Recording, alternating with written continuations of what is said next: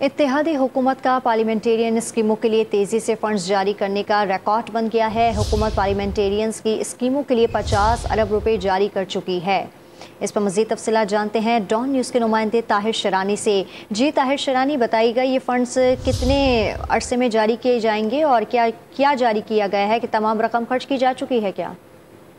देखें, एक तरफ वफाकी हुकूमत माली मुश्किलात और माली खसारे का जिक्र करती है और इंतखाबात के लिए 21 अरब रुपए जारी करने से इनकार कर दिया, तो वहीं पार्लियामेंटेरियन स्कीमों के लिए न सिर्फ बजट में 2 बार इजाफा किया गया बल्कि तमाम फंड जारी करने की मंजूरी भी दे दी गई और मार्च तक 50 अरब रुपए के अखराजात भी हो चुके हैं।